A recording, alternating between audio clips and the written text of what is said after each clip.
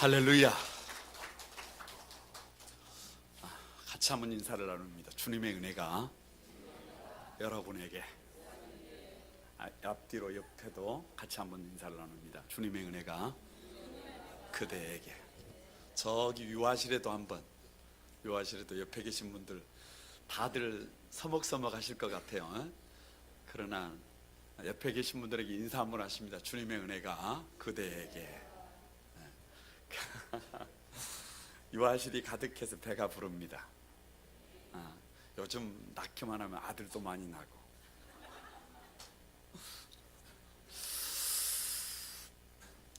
어떻게 처녀 마리아는 아기 예수님을 잉태할 수 있었을까? 비결이 뭘까? 28절 말씀에 보면 은혜를 받은 자여라고 그렇게 말합니다. 30절에도 네가 하나님께 은혜를 입었느니라 그렇게 얘기를 합니다. 마리아가 하나님의 은혜를 받았어요. 여기서 은혜가 뭐냐? 은혜는 헬라어로 카리스라고 합니다. 한마디로 말하면 선물이에요. 선물. 하나님의 선물. 받을 자격이 없는 자에게 무조건 부어주시는 하나님의 선물이 은혜입니다. 이 성탄의 계절에 제가 여러분에게 하나 질문해 보도록 하겠습니다. 이 세상에서 하나님이 우리에게 주신 최고의 선물이 여러분 뭐라고 생각하십니까? 여러분, 그것이 돈일까요? 건강일까요? 명예일까요? 저는 그것이, 그 최고의 선물이 다른 것이 아니라 예수 그리스도라고 고백합니다. 예수 그리스도예요. 마리아는 은혜를 받았는데 다른 은혜를 받은 게 아니, 세상에서 최고의 선물이 뭐냐? 예수 그리스도인데, 예수 그리스도를 내 태 속에 잉태해서 예수 그리스도를 출산한 것입니다. 그래서 마리아는 은혜를 받은 자가 된 줄로 믿습니다. 사람들이 은혜 받았다는 말을 참 많이 씁니다. 설교만 조금 잘해도 감동이 돼도 은혜 받았다. 사업이 잘 돼도 은혜 받았다. 애기들이 잘 돼도 은혜 받았다.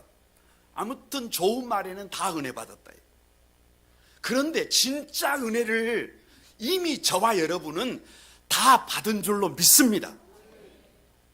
그래서 마리아는 예수 믿는 저와 여러분의 모형입니다. 모형. 저와 여러분의 모형. 예수 그리스도를 태중에 품고 10달이 차서 그 아이를 어떻게 했어요? 출산했어요. 그런데 이 마리아가 이 성탄의 계절에 저와 여러분의 모형임을 믿습니다. 사도 바울이 그런 고백을 합니다. 사도 바울이 가만히 성경을 보면 우리가 예수 그리스도를 영접하면 우리의 속사람이 날마다 성장한대요. 속사람이 날마다 장성한대요. 그런데 그 속사람이 장성해서 어디까지 이르느냐 그러면 교회의 머리 대신 예수 그리스도에게까지 자라난대요. 그래서 살든지 죽든지 사도 바울의 소원이 뭐냐 그러면 내 안에서 예수님이 존귀해지는 거예요. 조금 유식한 표현으로 나는 죽고 내 안에 누가 드러나는 거예요? 예수가 드러나는 거예요. 그러니까 나는 없고 예수가 드러나는 겁니다. 나는 죽고 예수로 사는 거예요.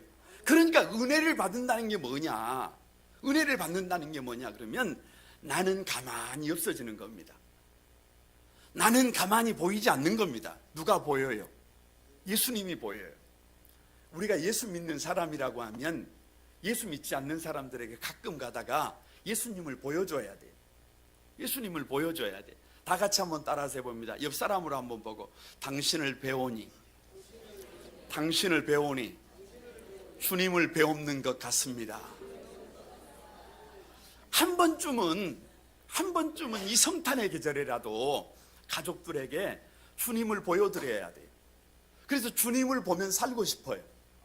주님을 보면 꿈을 꿉니다. 주님을 보면 거룩한 꿈을 꾸어요. 주님을 보면 일어나고 싶어요. 주님을 보면 도전하고 싶어져요. 주님을 보면 달라지고 싶어요. 새 힘이 납니다. 왜요? 그것보다 더 큰 선물이 어디가 있어요? 세상 사람들은 자기 자신이 나타나야 돼요. 세상 사람들은 자기 이름이 나타나야 돼요. 자기 영광이 나타나야 돼요. 그러나 예수 믿는 사람들은 그것이 꿈이 아닙니다. 우리 예수 믿는 사람들의 거룩한 꿈은 나는 없고 예수님이 나타나는 것입니다. 여러분, 다음 세대를 위한 시대 정신이에요. 다음 세대를 살리는 거예요. 다음 시대를 위한 예수 정신입니다. 오늘 그 두 번째로 은혜를 받은 자입니다. 은혜를 받아야 나는 없고 예수님이 드러나요. 은혜를 받아야 나를 보면, 사람들이 나를 보면 예수님을 보는 것 같은 감동을 경험합니다. 은혜를 받아야 저와 여러분의 마음속에 기쁨과 감사가 막 넘쳐 흐릅니다. 은혜를 받아야 이 시대 세상 사람들처럼 그냥 세상 따라 물결 따라 그렇게 살아가는 것이 아니라 예수 정신을 가지고 영혼을 살리고 가정을 살리고 시대를 살리게 될 줄로 믿습니다. 문제는 이 은혜를 누가 받느냐? 오늘 본문에 마리아가 받습니다. 도대체 마리아는 어떤 여자냐? 그 마리아의 믿음이 저와 여러분의 믿음이 되기를 바랍니다. 세 가지로 말씀을 드리려고 합니다. 첫 번째, 겸손한 믿음입니다. 여러분 26절과 27절을 같이 한번 읽어봅니다. 시작. 엿새째 달에 천사 가브리엘이 하나님의 보내심을 받아 갈릴리 나사렛이란 동네에 가서 다윗의 자손 요셉이라 하는 사람과 약혼한 처녀에게 이르니 그 처녀의 이름은 마리아라. 자, 저를 한번 주목해 보시기 바랍니다. 엿새째 달에 천사 가브리엘이 어디로 갔느냐 그러면 갈릴리, 나사렛, 그리고 처녀 마리아예요. 이게 중요합니다. 우리 한소망의 성도들은 이 갈릴리라고 하는 이 지역을 너무 잘 알아요. 어떻게 잘 아느냐? 갈릴리는 이 갈릴리라고 하는 지명의 또 다른 이름이 뭐냐 그러면 가불 땅입니다. 가불 땅. 왜 가불 땅이라고 했느냐 그러면 솔로몬이 성전 공사를 마치고 나서 20년 노역의 대가로 성전 건축을 담당한 히람에게, 두로왕 히람에게 그 성전 공사 대금으로 준 땅이 이 갈릴리 20개 성읍이에요.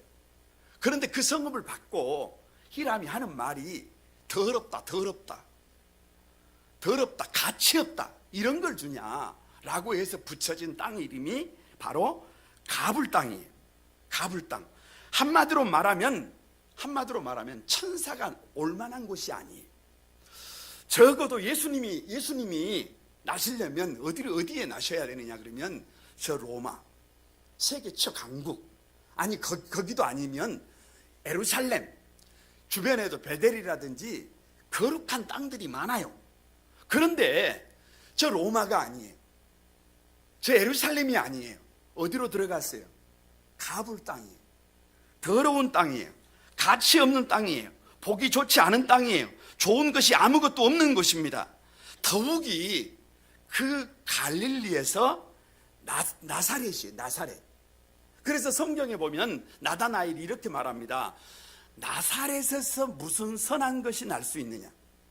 한마디로 말하면 갈릴리에서도, 그 더러운 땅에서도 한참 더 들어가면 깡촌이에요. 깡촌. 여러분, 거기에서 무슨 선한 것이 나올 수가 없어요. 그래서 성경에 보면 그 땅을 일컬어서 빛을 보지 못하던 땅, 흑암이 가득한 땅, 사망의 그늘에 앉아 죽어가는 땅, 그렇게 표현하고 있습니다. 여러분, 왜 정치, 경제, 문화가 중심인 저 예루살렘이 아니라, 저 엄청난 대도시가 아니라 갈릴리 나사렛이냐 그 말이에요. 예루살렘은, 저 로마는 이미 선물이 가득해요. 정치도 발전했고, 경제도 발전했고, 문화도 발전했고, 그래서 부족함이 별로 없어요. 모자람이 별로 없어요. 그런데 갈릴리, 나사렛, 깡촌, 그것도 아무것도 없는 그 무엇 하나 제대로 갖춰진 것이 없는 그 낮고 천한 곳, 그 낮고 천한 곳에 누가 온 거예요? 천사가 온 거예요. 이것이 복음의 방향입니다. 복음의 방향은 대단한 곳을 향하지 않습니다. 복음의 방향은 언제나 낮고 천한 곳입니다. 100년 전에 대한민국이 가불 땅이었습니다. 여러분, 선교사들의 눈에 비친 이 땅은요, 진짜로 더러운 땅이었어요. 100년 전에 선교사들의 눈에 비친 이 땅은 1년에 목욕을 4번 하는 나라, 너무 지저분한 나라, 더러운 곳, 그러면서도 술에 취해 있는 곳, 그러면서도 탐관 오리들의 그 수탈에 일을 해도 다 빼앗겨 버리니까 사람들이 거기에 길들여져서 차라리 게을러져 버린 나라, 그래서 먹을 것이 없는 나라. 여러분, 그런 땅이 이 땅이었습니다. 그런데 그런 땅에 주님이 찾아오셔서 가불 땅 같은 나를 찾아와 주셔서 만나 주시고 회복시켜 주시고 천국의 백성이 되게 하셨습니다. 있어야 될 것들이 있게 만들어 주셨고, 사랑할 줄 알게 하셨고, 감사할 줄 알게 하셨고, 참된 만족을 누리게 하셨습니다. 신명기 7장 7절에 보면요, 여호와께서 너희를 기뻐하시고 너희를 택하신, 우리를 택한 이유가 뭐냐? 다른 민족보다 수요가 많기 때문이 아니라 너희는 오히려 모든 민족 중에서 가장 작은 자니라. 하나님이 우리를 찾아온 이유, 이 갈릴리 나사렛 깡촌 마리아를 찾아간 이유, 다른 데 있는 게 아니에요. 대단한 것이 아닙니다. 뛰어난 것이 아닙니다. 오히려 가치 없어서, 오히려 약해서, 오히려 문제가 많아서, 부족해서, 자격이 안 돼서 찾아간 것입니다. 천사가 갈릴리 나사렛에 와서 누구를 찾았느냐? 27절에 처녀의 처녀, 헬라어로 파르테노, 소녀라는 말이에요. 우리말로 11살에서 13살. 제가 오늘 일부 예배 때 아이들에게 물어보니까요, 중학생도 13살, 14살이에요. 그러니까 한번 생각을 해보시기 바랍니다. 이스라엘 땅에서 가장 더러운 땅 갈릴리, 그 갈릴리에서도 가장 천한 나사렛, 그 나사렛에서도 남자가 아니라 여자, 여자들 중에서도 성인이 아니라 소녀, 한마디로 말하면 가장 보잘것없는 자의 모델입니다. 가장 작은 자입니다. 저는 설교를 준비하면서 그런 생각을 해봤습니다. 내가 작아지면 모든 것이 은혜가 된다. 28절에 그에게 들어가 이르되 은혜를 받은 자의 평안할지어다, 주께서 너와 함께 하시도다 라고 마리아에게 그렇게 말을 해요. 그런데 마리아는 지금까지 살아오면서 이런 얘기를 들어본 적이 없어요. 은혜를 받은 자요. 여러분, 마리아가 은혜를 받은 자가 맞아요? 갈릴리, 나사렛, 그리고 처녀, 그리고 가장 낮은 자의 모델인데 은혜를 받은 것이 맞습니까? 그럼에도 불구하고 하나님께서 사자를 통해서 은혜를 받은 자여라고 말합니다. 여러분, 한 번도 들어본 적이 없는데 평안할지어다, 주께서 너와 함께 하시도다라고 말합니다. 주님께서 정말 나 같은 것과 함께 하시는 것이 맞아요? 그래서 마리아가 29절에 이런 인사가 어찌함인가 이래요. 천사의 말을 듣고 너무 놀라서 가슴이 떠는 거예요. 가슴이 떨어. 나 같은 것을 찾아봐 주셨다는 거예요. 나같이 부족하고 모자란 사람을 찾아봐 주셨다는 거예요. 여기에 열쇠가 있습니다. 여기에 열쇠가 있어요. 누가 은혜를 받을 자냐? 겸손한 사람이, 겸손한 사람. 겸손한 사람. 마리아가 그렇게 놀라고 진동하면서 떨었던 이유는 딱 한 가지. 나는 연약한 자의 모델이라는 거예요. 나는 부족할 것밖에 없는, 하나님의 은혜를 받을 자격이 없는 그런 미천한 자라는 거예요. 그래서 뒤에 보면 자신을 일컬어서 비천하다는 표현을 써요. 비천하다는 표현을. 사랑하는 여러분, 꼭 기억하시기 바랍니다. 겸손하지 않으면 모든 것을 받고도 그것이 은혜인지를 모릅니다. 예수님이 이미 저와 여러분 안에 오셨어요. 성장하고 있어요. 머리에게까지 자라나고 있어요. 나를 보면 주님이 보여요. 그런데도 불구하고 내가 커져버리면 모든 것을, 그것을 은혜로 받을 수가 없습니다. 내가 커져버리면 이렇게 초라한 곳에 내가 있을 사람이 아니에요. 실망합니다. 내가 커져버리면 나는 이런 일을 할 사람이 아니에요. 만족하지 못합니다. 내가 커져버리면 나는 이런 사람이 아닙니다. 불평해요. 내가 커져버리면 나는 이렇게 무시를 당해도 될 사람이 아닙니다 라고 원망합니다. 왜 내가 그렇게 기도하는데, 왜 내가 그렇게 찬양하는데, 왜 내가 그렇게 하나님 앞에 엎드렸는데 은혜가 없냐, 그렇게 드라이하느냐? 다른 데 원인이 있는 게 아닙니다. 내가 너무 커져 있으면 그렇습니다. 그러나 내가 겸손해지면, 나의 부족함이 보이면, 나의 모자람이 보이면 그 겸손해진 그곳에 은혜가 충만하게 임하게 될 줄로 믿습니다. 이 성탄의 계절에 우리 모두가 겸손해져서 하나님의 은혜를 받는 믿음의 사람들이 되기를 바랍니다. 두 번째로는 믿음이 있어야 합니다. 31절을 같이 한번 읽어봅니다. 31절 시작. 보라, 내가 잉태하여 아들을 낳으리니 그 이름을 예수라 하라. 자, 여러분 한번 생각을 해보시기 바랍니다. 예수 안 믿는 사람들이 가장 믿기 어려운 게 두 가지가 있대요. 하나는 부활이고, 또 하나가 뭐냐 그러면 오늘 본문이 어떻게 처녀가 아들을 낳느냐. 여러분은 믿어지십니까? 마리아는 처녀예요. 처녀. 남자와 여자가 만나야지 아들을 낳을 수 있는 게 아니에요. 딸을 낳을 수 있는 게 아니에요. 자녀를 낳을 수 있는 거 아니에요. 정자와 난자가 만나야 될 거 아니에요. 그런데 만나지 않았단 말이에요. 그런데 어떻게 임신이 가능합니까? 그게 어떻게 믿어지냐 그 말이에요. 아직 혼전이고 성적인 관계를 가진 적이 없어요. 도대체 어떻게 잉태할 수가 있느냐, 어떻게 아들을 낳을 수가 있느냐, 어떻게 이게 믿어지냐 그 말이에요. 그런데 누구는, 마리아는 이것이 믿어진다는 거예요. 그뿐이 아닙니다. 32절 말씀해 보면 그가 큰 자가 되고 지극히 높으신 자의 아들이라 일컬어질 것이요 주 하나님께서 그 조상 다윗의 왕위를 그에게 주신다. 놀라운 겁니다. 기적 같은 일입니다. 처녀인 내가 아기를 낳는다는 것도 기적이고, 그런데 내가 낳을 그 아이가 앞으로 어떤 자가 된다는 거예요. 큰 자가 된다는 거예요. 다윗의 왕위를 이제 누가 물려받게 되는 거예요. 내가 낳는 아들이 물려받게 되는 거예요. 그러니까 다음 세대를 양육하는 사람들은, 적어도 부모들은, 적어도 영적 리더들은 이런 정도의 꿈은 가지고 있어야 합니다. 내가 낳은, 내가 양육하는 아이들이 앞으로 어떻게 된다? 큰 자가 된다. 앞으로 그 아이들이 다윗의 왕위를 물려받게 된다. 세상에서 이런 자녀들을 누가 지금 양육하고 있다? 우리가 양육하고 있다. 그 정도의 꿈은 가지고 있어야 합니다. 그런데 마리아가 34절에 이렇게 고백을 해요. 나는 남자를 알지 못하니 어찌 이 일이 있으리이까. 여기서 어찌 이 일이 있으리이까는요, 부정하는 것이 아니에요. 방법을 왜가 아니라 어찌예요.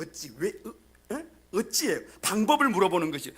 내 생각으로는, 내 방법으로는 이건 불가능한 일인데 어떻게 이것이 가능한지를 하나님께 묻는 것입니다. 이건 믿는 것이에요. 이것은 사가랴가 천사가 사가랴를 찾아가서 네가 비록 나이는 늙었지만 네가 누구를 낳게 된다, 자식을 낳게 된다라고 하니까 사가랴가 하는 말이 뭐라 그러냐 그러면, 내가 이것을 어떻게 알리요, 여기서 어떻게는 카타티라 그래. 카타티. 무슨 말이냐? 부정이에요. 나는 늙었는데 아내는 아이를 가질 수가 없는데 도대체 무슨 근거로 음신을 하느냐. 믿지 못하는 것입니다. 불신앙이에요. 그러니까 믿지 못하니까 하나님께서 그 사가랴의 입을 어떻게 해버려요? 말 못하는 자로 만들어버립니다. 왜요? 믿음이 없는 사람이 나가서 무슨 얘기하겠어요? 안 된다, 못한다, 불가능하다 라고 하고 다니면 그게 덕이 안 되잖아요. 그래서 10달 동안 사가랴는 말 못하는 자로 살아갑니다. 그런데 마리아는 여기서 어찌는 포스 방법을 묻는 거예요. 하나님, 이 내 머리로는, 내 생각으로는 아무리 생각해도 답이 나오지 않는데 그것이 어떻게 된단 말입니까? 감격해서 물어보는 거예요. 감격해. 어떻게 그것이 가능합니까? 그때 천사가 두 가지를 가르쳐 줍니다. 하나가 뭐냐 그러면 35절에 천사가 대답하여 이르되 성령이 내게 임하시고 지극히 높으신 이의 능력이 너를 덮으시리니 이름으로 나실 바 거룩한 이는 하나님의 아들이라. 그러니까 어떻게 처녀가 아들을 낳는다는 거예요? 성령이 덮는다는 거예요. 성령이 가능하게 한다는 거예요. 할렐루야. 여러분, 어떻게 이 시대 정신을 뛰어넘어서 예수 정신으로 살아갑니까? 어떻게 저와 여러분이 나는 없고 그리스도가 드러납니까? 우리 힘으로 불가능합니다. 누가 도우셔야 돼요. 성령께서 도우셔야 돼요. 예수님의 12 제자들이요, 예수님께서 십자가에 못 박히시고 죽으셨어요. 그리고 승천하셨어요. 12 제자들이 그 많은 초대교회 성도들과 마가의 다락방에서 앉아서 두려움에서 숨어 있었던 것 아닙니까? 그런데 그곳에서 모여서 하나님 앞에 엎드려 기도할 때 저 하늘에서 성령이 바람같이 불같이 제자들에게 임한 겁니다. 그러니까 그 성령의 불덩어리가 돼서 그들이 들어가는 곳마다 복음이 전해지고 그 복음 전파로 인해서 저와 여러분이 오늘 주님 앞에 달려 나온 것 아닙니까? 누구의 힘으로는, 우리의 힘으로는 숨을 수밖에 없어요. 우리의 힘으로는 불가능합니다. 우리의 힘으로 어떻게 그리스도를 잉태할 수가 있습니까? 그런데 누구의 힘으로? 성령의 힘으로. 성령의 힘으로 가능한 줄로 믿습니다. 두 번째는요, 말씀이 가능하게 한다는 거예요. 37절에 대저 하나님의 모든 말씀은 능하지 못하심이 없느니라. 사람은 참 교만합니다. 사람은 자기 눈으로 봐야 믿어요. 남녀노소를 물어나고 자기 눈에 봐야 믿어요. 그런데 여러분의 눈에 보이는 거 너무 그게 진실 아니에요. 사람은 이 눈으로는 볼 수 있는 게 제한되어 있습니다. 너무 어두워도 보이지 않고 너무 밝아도 볼 수가 없습니다. 우리가 볼 수 있는 것은 가시광선, 우리 눈에 보이는 정도예요. 그런데 사람들은 꼭 자기 눈에 보여야 돼요. 그러니까 자기 눈에 보이는 대로 따라가면 자칫 잘못 가는 수가 있습니다. 사람들은요, 자기 마음을 지나치게 신뢰해요. 자기 마음을. 그런데 여러분, 이 마음을 신뢰하는 것도 문제가 있어요. 왜냐 그러면 성경에 만물보다 거짓되고 부패한 것이 사람의 마음이래요. 그러니까 이 마음이 생각하는 대로, 마음이 감정 따라, 자신의 감정 따라서 그렇게 달려가면 어떻게 된다는 거예요? 잘못 간다는 거예요. 그런데 오늘 이 마리아가 뭐라고 고백하느냐? 자기 감정으로 되는 게 아니라는 거예요. 자기 시각으로 되는 게 아니라는 거예요. 자기 생각으로 되는 게 아니라는 거예요. 뭘로 된다는 거예요? 대저 하나님의 모든 말씀은 능하지 못하심이 없느니라. 그래서 말씀대로 달려가면 그 불가능할 것 같은 일들이 저와 여러분의 삶 속에서 이루어짐을 믿습니다. 그 믿음이에요. 그 믿음. 마리아는 그 믿음이 있어요. 그래서요, 밑에 보면은요, 여러분 임신 초기에는 조심해야 되잖아요. 임신 초기에는 조심해야 되잖아. 그런데 임신 초기에 임신을 해가지고 저 갈릴리 나사렛에서 저 예루살렘까지, 유다까지 100km를 걸어가 버린 여자가 누군 줄 아십니까? 마리아예요. 마리아. 그 믿음이 있으니까 세상에 얼마나, 요즘 같으라면 병원에 가면 초음파라도 있어가지고 아기가 딱 들어서기만 하면 심장 소리가 어떻게 들려? 콩콩콩콩 이렇게 들리지만, 여러분은 그 오래전에 어떻게 이걸 알아봐요? 그런데 이 뱃속에 아기가 들었다는데 확인해 볼 근거가 없어요.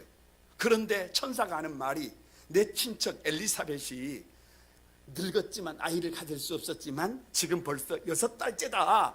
그러니까 100km를 달려서 갔더니 그 엘리사벳의 안에 있던 세례 요한이 피덩이가 6달 피덩이가 발길질을 하면서 이해가 좀 안 됩니다. 왜?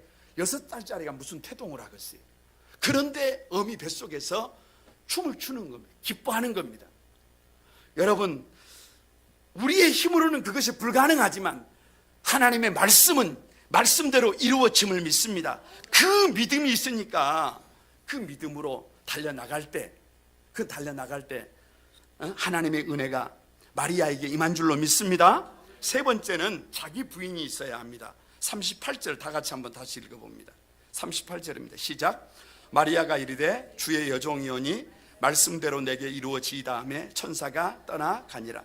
자, 여러분 여기서 한번 생각해 봐야 합니다. 마리아가 아기 예수님을 잉태하는 것을 좋게만 봐요. 좋게만 생각합니다. 그런데 여러분 상식적으로 한번 생각해 볼 필요가 있어요. 마리아가 여기서 임신을 하면 어떻게 될까? 마리아는 지금 정혼한 상태예요. 요셉과 정혼을 했어요. 그래서 마태복음 1장 19절에 보면 그의 남편 요셉은 의로운 사람이라 그를 드러내지 않고 가만히 끊고자 하여 이렇게 기록해 놓고 있습니다. 왜요? 요셉의 입장에서 가만히 보니까 한 번도 잠자리를 같이 한 적이 없는데 아내 될 사람이 아직 약혼한 사람이 아기를 가졌어요. 아기를 가졌다는 거예요. 그래서 이건 누구 자식이 아니에요. 내 자식이 아니에요. 그래서 가만히 끊고자 했다. 왜요? 이걸 밝히면 문제가 되는 거예요. 처녀가 임신하면 돌에 맞아 죽어야 합니다. 신세 망치는 것이에요. 그래서 조용히 누구를 불쌍히 여겨서 마리아를 불쌍히 여겨서 조용히 끝내려고 했습니다. 이것이 율법이고 이것이 세상입니다. 이제 마리아의 배가 불러올 것입니다. 그러면 요셉에게 마리아는 뭐라고 말을 해야 돼요? 사실대로 말을 하면 요셉이 믿어줄까요? 아마 믿음이 좋을 때는 와 하고 믿을 수도 있을 거예요. 그러나 신앙생활을 하루 이틀 하는 것이 아니고 오래 하고 가다가 보면 부부싸움이라도 했다고 생각을 해보세요. 그러면 아마 조금만 기분 나쁘면 이렇게 물을 거예요. 그 아이, 그 씨가 누구 씨냐? 그 아이 누구 아이냐? 얼마나 여러분 아픈 얘기예요. 이건 오해잖아요. 오해. 사람들이 얼마나 뒤에서 수군거리겠어요. 이것을 어떻게 견딜 수가 있습니까? 사람들에게 오해받는 것처럼 힘든 것이 없습니다. 그만큼 처녀가 임신을 한다는 것은 그 당시 사회에서는 사형 선고나 마찬가지라는 거예요. 그런데 마리아가 어떻게 반응을 하느냐? 마리아가 이르되 주의 여종이 오니 말씀대로 내게 이루어지이다. 자신을 뭐라 그래요? 자신을 여종이라 그래요. 여종. 여기서 여종은 노예예요. 노예. 그냥 주인이 죽으라 그러면 죽는 노예. 마리아는 하나님의 말씀이라면, 이것이 내가 가야 될 길이라면 나는 죽든지 살든지 뭐 하겠다? 순종하겠다. 만일 그 상태에서 마리아가 아기를 낳는다면 여러분 이건 암담합니다. 파혼이에요. 파혼입니다. 이건 저와 여러분의 말로 미혼모가 되는 겁니다. 죽임을 당할 위기를 겪는 겁니다. 이 끔찍한 일 앞에서 마리아는 자기를 부인하는 거예요. 죽어도 좋습니다. 돌에 맞아도 죽어야 한다면 죽겠습니다. 내 인생은 내 것이 아니라 누구의 것입니다? 하나님의 것입니다. 여러분, 마리아가 하나님의 말씀에 순종할 수 있었던 이유는 딱 한 가지, 자기 자신을 부인할 수 있었기 때문입니다. 내가 없어야 예수 그리스도가 드러납니다. 자기 삶을 주장하면 예수님이 나올 수가 없어요. 나의 생각이 살아있는데, 나의 관점이 살아있는데, 여러분, 나의 스타일, 내가 좋아하는 것을 그대로 갖고 예수님이 닮아져요? 불가능합니다. 예수님을 따르려면, 예수님이 드러나려면 내가 좋아하는 것, 내가 보는 관점, 내 생각이 깨져야 예수 그리스도가 드러나게 될 줄로 믿습니다. 한 선교회에서 선교사를 파송하기 위해서 선교사 모집 광고를 했어요. 그런데 면접 시간이 언제냐? 추운 날 새벽 3시에. 그래서 아침 일찍 일어나서 준비해가지고 가보니까 3시에 사람들이 모였는데 문제는 관계자들이 아무도 안 나온 것입니다. 여기저기서 사람들이 불평을 해요. 이렇게 이른 새벽에 나오라고 해놓고서는 아무도 없으니. 그래서 그냥 돌아가는 사람들도 있고 여기저기서 뭐 이런 소리 저런 소리가 막 나옵니다. 그런데 한참이 지나고 아침 8시가 되어서야 관계자가 나왔습니다. 그리고는 질문을 하는데 질문이 너무 간단해요. 글을 읽고 쓸 줄 아느냐? 예. 2 곱하기 2는 몇인 줄 아느냐? 4입니다. 아, 훌륭하십니다. 합격입니다. 너무 어이가 없는 거예요. 그런데 그 다음 날 이 검정위원이 선교위원회에 그 합격한 사람들을 보고하는데 이렇게 보고를 했습니다. 오늘 합격한 사람들은 자기를 부인할 줄 아는 사람들입니다. 추위에도 푸대접에도 어떤 멸시를 당해도 참아낼 줄 아는 겸손한 일꾼들입니다. 어떤 곳에 이들을 보낼지라도 성공적으로 선교사의 임무를 감당하게 될 것을 저는 확신합니다. 사랑하는 여러분, 어떤 사람이 나는 죽고 예수님으로 산다고요? 어떤 사람이 이 시대 정신을 뛰어넘어서 예수 정신으로 사람을 살린다고요? 자기를 부인하는 사람. 자기 부인이 왜 그렇게 중요할까요? 예수님께서 겟세마네 동산에서 기도하실 때 3번씩이나 내 원대로 마시고 아버지의 원대로 되기를 원합니다. 예수님의 기도가 거기에 초점이 맞춰졌어요. 예수님조차도 자기를 부인하는 거예요. 제가 우리 한소망교회 담임 목사입니다. 여러분, 누가 어떤 사람이 좋은 목사일까요? 제 생각대로, 제 방법대로, 내 철학대로 고집 부리는 목사가 여러분 좋은 목사일까요? 제가 만약에 그렇게 제 스타일을 고집한다면 우리 성도들은 참 힘들 겁니다. 우리 교회는 참 드라이할 거예요. 교회가 팍팍할 거예요. 그런데 누가 좋은 목사냐, 누가 좋은 목회자냐? 여러분, 자기 생각이 있어도, 자기 철학이 있어도 성도들을 위해서, 교회를 위해서 자기 생각을 내려놓는 목회자, 그 사람이 진짜 목회자입니다. 성도들도 마찬가지입니다. 자기 생각대로, 자기 방법대로, 자기 철학대로 여러분 사는 성도들, 멋진 성도들 아닙니다. 하나님 말씀 앞에 자기 생각을 내려놓는 성도들입니다. 하나님 말씀 앞에 자기 방법을 내려놓아야 돼요. 그렇게 목회자도 성도들도 자기를 부인하고 자기 생각을 접을 때, 그리고 다른 사람들의 이야기에 귀를 기울이게 될 때, 다른 여러분 지극히 작은 소자들의 소리에 귀를 기울일 때, 그때 뭐가 충만해요? 은혜가 충만합니다. 그때 교회가 따뜻해집니다. 자기가 살아있어서, 자기 고집이 살아있어서 다른 사람들의 말을 듣지 않아요. 그러면 계절로 한겨울입니다. 한겨울. 겨울에는 싹이 나지 않아요. 겨울에는 꽃이 피지 않습니다. 겨울에 필 수 있는 꽃은 여러분 적어요, 적어. 그러나 저와 여러분이 정말로 나 자신을 부인하고 다른 사람들의 이야기에 귀를 기울이고 나를 거절하고 주님을 드러내기 시작하면 우리 인생에 봄이 옵니다. 봄이 오면 여기저기 꽃이 피고 열매가 맺고 결실의 계절이 반드시 옵니다. 철저히 자기를 부인하고 십자가를 지는 저와 여러분의 삶을 통해서 그리스도가 드러나기를 바랍니다. 말씀을 마치려고 합니다. 여러분, 은혜가 뭐냐? 조건 없이 부어주시는 하나님의 선물이에요.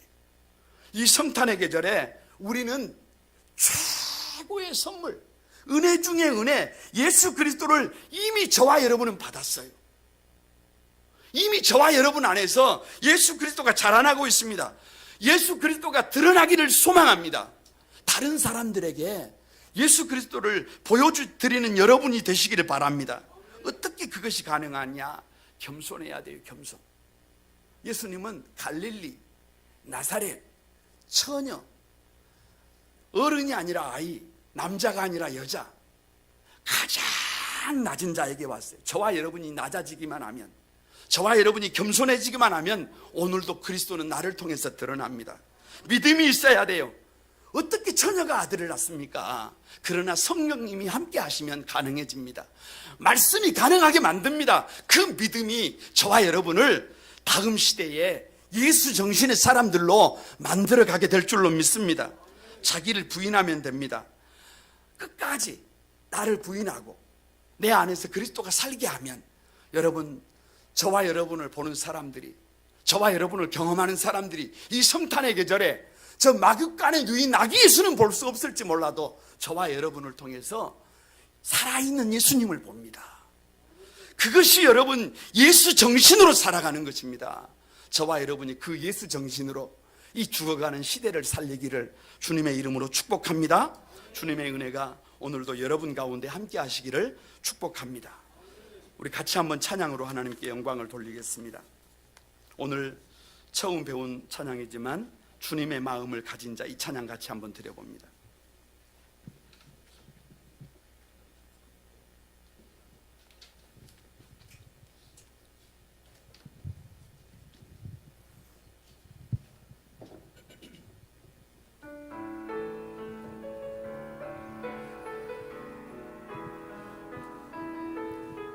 주님의 마음을, 주님의 마음을, 주님의 심장을, 주님의 심장을, 주님의 시선을, 주님의 시선을 가진 자, 상한 갈대와 꺼져가는 등불을, 상한 갈대와 꺼져가는 등불을 외면하지 않을 자, 않을 자, 누구인가 주님의 눈물을, 주님의 눈물을 주님의 아픔을, 주님의 아픔을 주님의 애통을 가진 자, 주님의 애통을 가진 자, 이 땅을 향하신 이 땅을 향하신 주님의 마음을 가진 자, 주님의 마음을 가진 자 누구인가 주님의 성령 부어주소서. 주님의 성령 부어주소서. 굳은 마음 제하시고 이 땅을 향한 주의 애끓는 만부사 무너진 교회 회복시키시고 주 오실 길 예비하는 하나님의 사람, 하나님의 사랑 그 마음을 가진 그 자, 마음 가진 자 주님의 마음에 합한 자로, 주님의 마음에 합한 자로 세워주소서. 다시 한번 자신의 생각을, 자신의 유익을, 자신의 유익을 자신의 고집을 버린 자, 자신의 고집을 버린 자 주님 말씀에 주님 온전한 말씀에 순종과 온전한 순종과 믿음을 보일 자 한 사람을 찾습니다. 누구인가 주님의 뜻 따라, 주님의 뜻 따라 주님의 의 따라, 주님의 뜻 따라 주님 기뻐하는 그 뜻 주님 따라, 기뻐하는 그 뜻 따라 자기 부인하고 십자가 지고 주님만을 따를 자 누구인가 주님의 성령 부어주소서. 주님의 성령 부어주소서. 굳은 마음 제하시고 이 땅을 향한 주의 애끓는 만부사 무너진 교회 회복시키고 주 오실 길 예비하니 하나님의 사랑 그 마음을 그 마음 가진 자 주님 마음에 합한 자로, 주님의 마음에 합한 자로